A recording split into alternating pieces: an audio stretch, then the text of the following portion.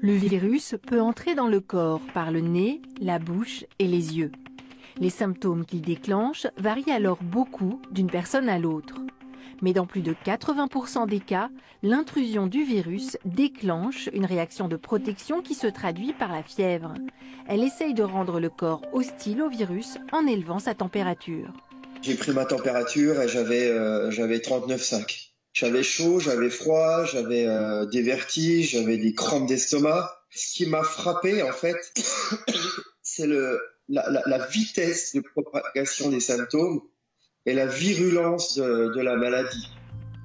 Cette fièvre consomme beaucoup d'énergie, ce qui peut être à l'origine d'importantes courbatures et d'une grande fatigue.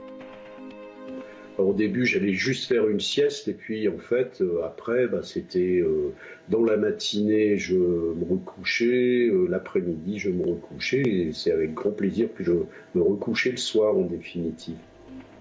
Parfois, la présence du virus au niveau du larynx provoque une inflammation responsable d'une toux sèche.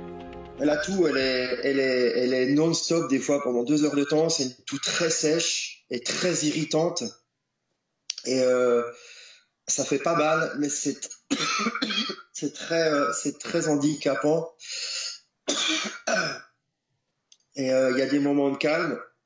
Et il y a des moments où ça vient vraiment en force et on a du mal même à reprendre la respiration. L'installation dans la sphère ORL peut entraîner une perte de l'odorat et du goût. La disparition de ces sens est parfois même le seul symptôme du coronavirus perçu par les patients. Elle est assez caractéristique.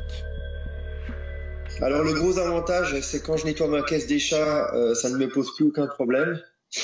Par contre, c'est vrai que c'est très perturbant quand on fait son premier repas. Je me suis amusé hier soir à prendre une cuillère à soupe de moutarde et la manger.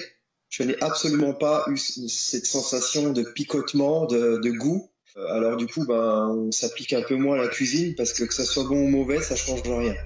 Le virus peut aussi entraîner un dérèglement au niveau des intestins qui se manifeste par une diarrhée. Je crois que c'est arrivé 3 fois, effectivement, d'avoir des diarrhées, mais qui ne s'expliquaient pas du tout, en définitive. Ça venait, ça durait une journée, une demi-journée, et puis ça disparaissait. La cible favorite du nouveau coronavirus reste les poumons. Il attaque la membrane des alvéoles, où se produit normalement l'oxygénation du sang.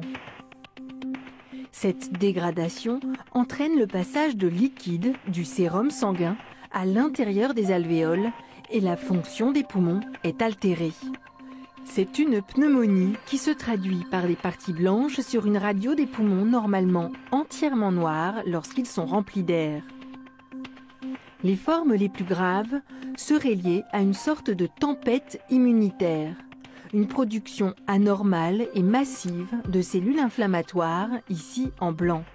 Elles se dirigent principalement contre les poumons, dont presque toutes les alvéoles sont cette fois touchées, entraînant ces radiographies caractéristiques des patients en réanimation à cause de ce nouveau coronavirus. À ce moment-là, seul un respirateur peut remplacer les poumons défaillants. On vient de parler de formes graves là.